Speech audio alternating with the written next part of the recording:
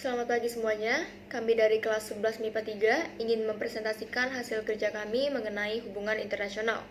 Sebelumnya kami ingin memperkenalkan diri kami masing-masing. Nama saya Angelim absen 1. Nama saya Ciko Abete Gardino, absen 5. Nama saya Francisca Gunawan, absen 11. Pentingnya hubungan internasional bagi Indonesia saat ini. Hubungan internasional merupakan salah satu jawaban dari persoalan yang dialami oleh suatu negara, baik di bidang ekonomi, sosial budaya, politik, dan sebagainya. Dengan melakukan hubungan internasional, negara-negara yang bersangkutan bisa memenuhi kepentingan nasionalnya yang tidak bisa dilakukan oleh negara sendiri. Hal ini memberikan dampak di bidang tersebut. Manfaat yang dapat diperoleh bangsa Indonesia dengan menjalin hubungan internasional. 1. Di bidang ideologi, 2. di bidang politik, 3. di bidang ekonomi, 4. di bidang sosial budaya, dan kelima di bidang pertahanan dan keamanan. Di bidang ideologi, yang pertama menjadi benteng bagi bangsa terhadap ideologi negara asing yang berdampak negatif. Pancasila sejatinya merupakan ideologi terbuka.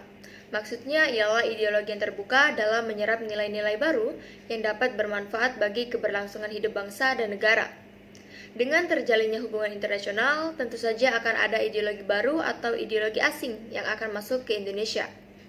Maka dari itu diharuskan adanya kewaspadaan nasional terhadap ideologi baru.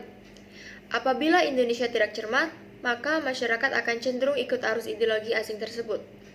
Sedangkan ideologi asli bangsa Indonesia sendiri, yakni Pancasila, maka akan terlupakan, bagi dari segi nilai-nilainya maupun implementasinya dalam kehidupan sehari-hari.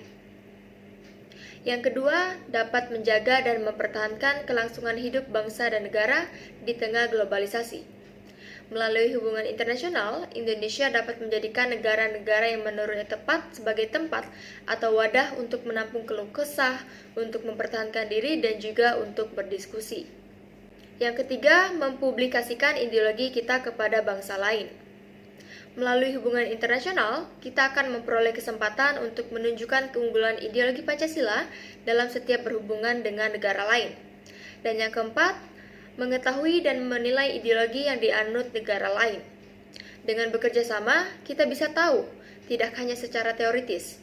Kita bisa membaca dan mengetahui apa itu ideologi liberalis, komunis.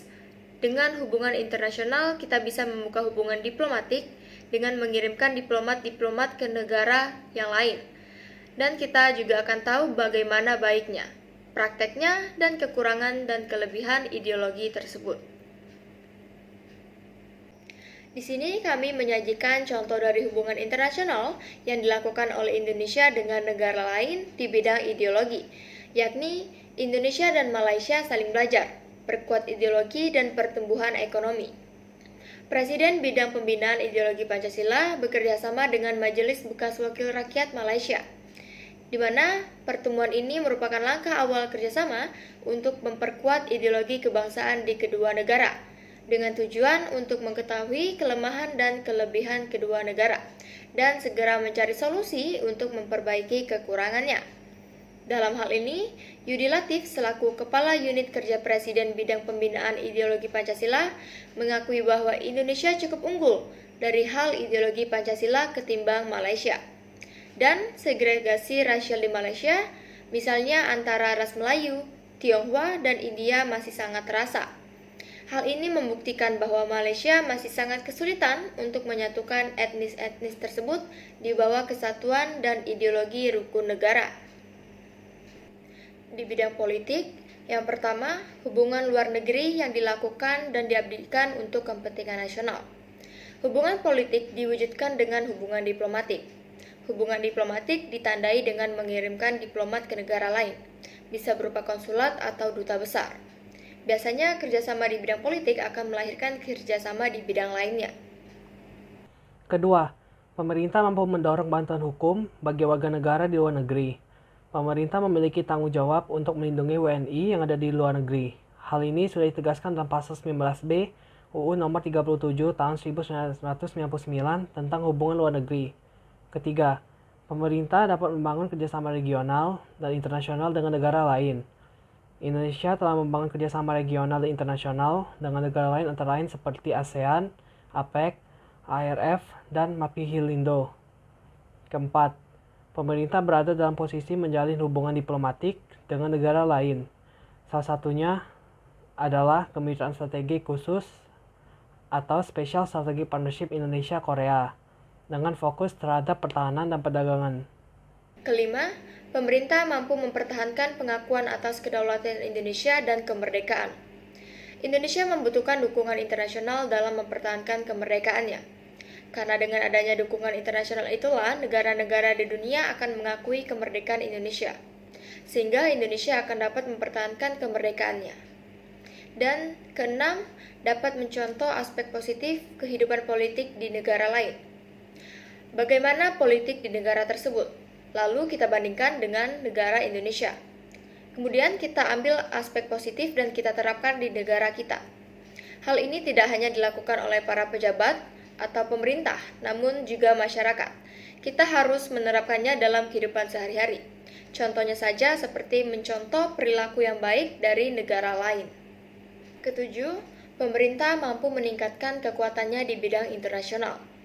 Dengan adanya hubungan internasional, maka negara-negara dapat saling membantu dalam meningkatkan kekuatannya, baik di bidang pertahanan keamanan, ekonomi, dan sebagainya.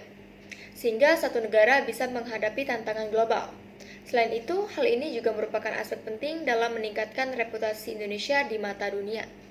Kedelapan, pemerintah mampu mendorong negara lain untuk bekerja sama dengan Indonesia. Dengan menjalin hubungan internasional, maka dapat memperkuat koneksi negara Indonesia dengan negara lain, sehingga dapat mendorong terjadinya kerjasama. Kesembilan, pemerintah mampu menekan munculnya intervensi asing terhadap politik domestik. Intervensi dapat diartikan sebagai campur tangan suatu negara dalam urusan negara lain, baik di bidang politik, ekonomi, kesehatan, pemerintahan, ataupun militer. Tentu saja, intervensi asing juga terjadi di negara kita. Bahkan sepanjang sejarah berdirinya negara ini, banyak konflik dan kejadian yang sudah diatur oleh tangan-tangan yang tak terlihat dari luar.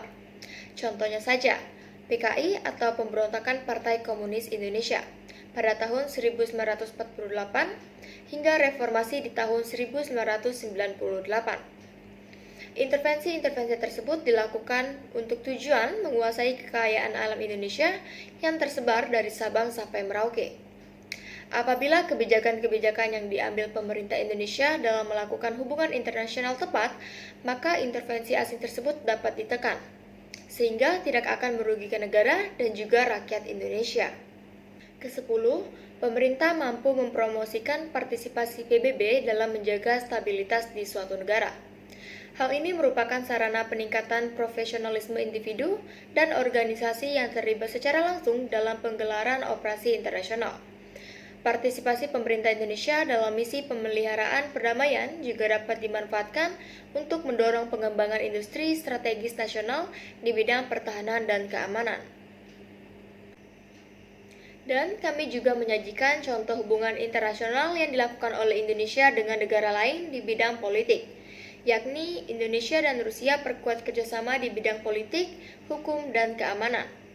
Konsultasi membahas berbagai isu, seperti perkembangan hubungan bilateral Indonesia dan Rusia, kerjasama pertahanan, teknik militer, penegakan hukum, dan keamanan cyber.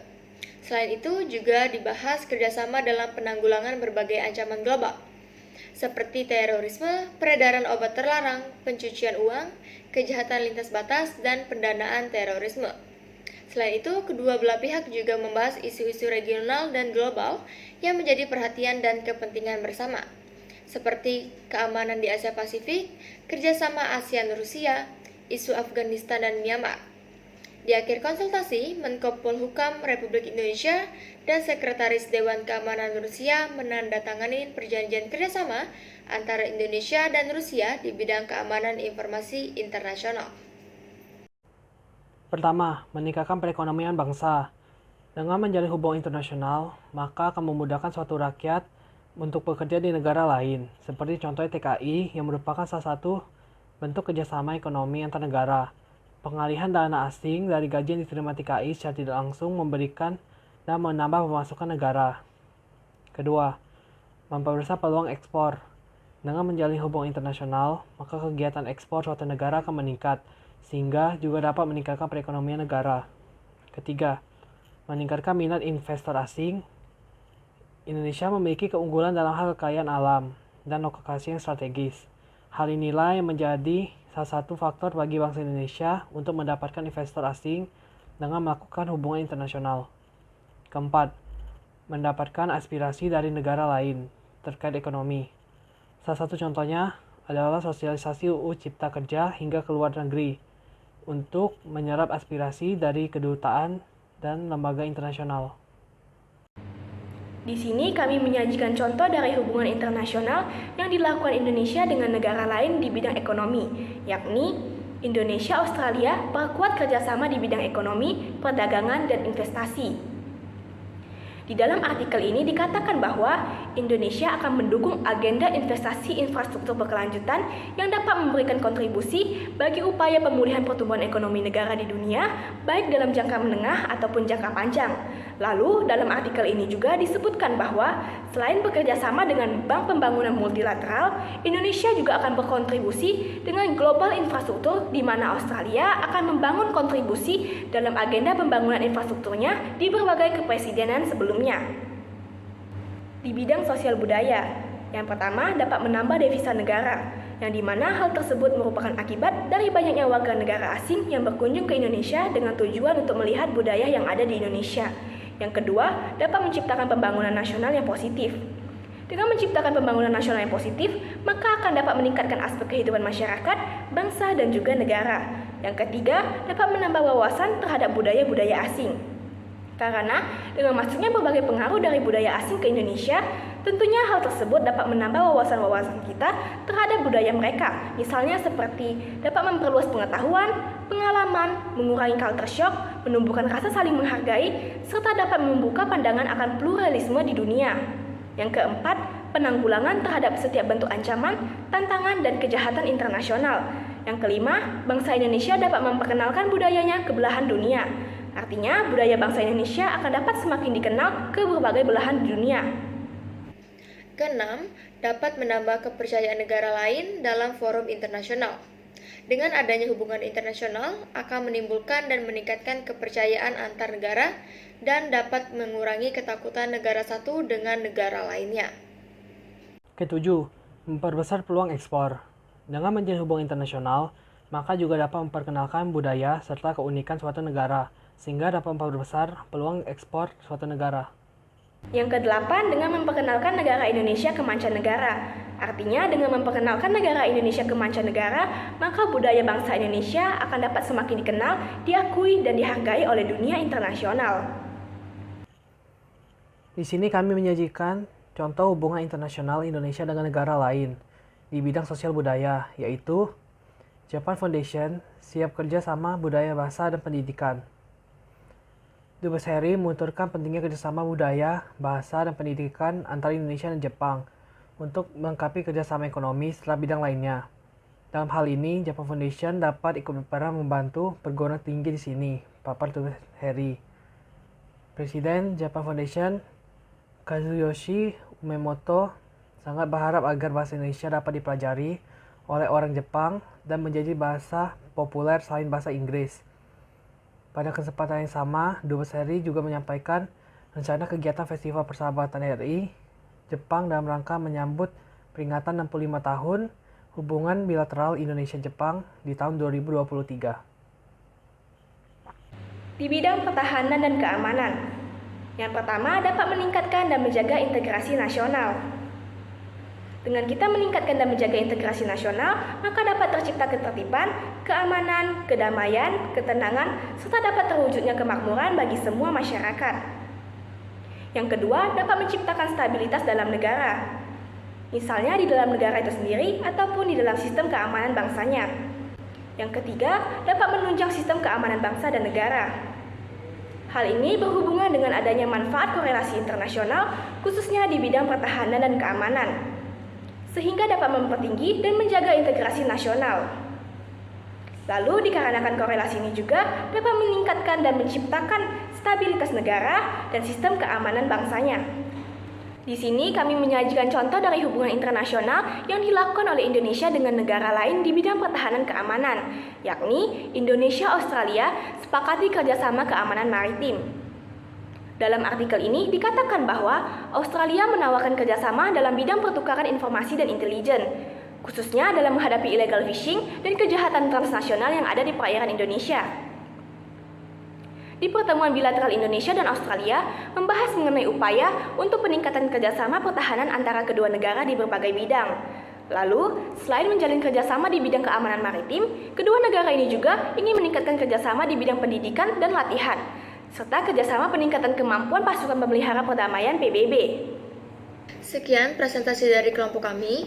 Mohon maaf apabila ada kata-kata yang kurang berkenan, dan terima kasih.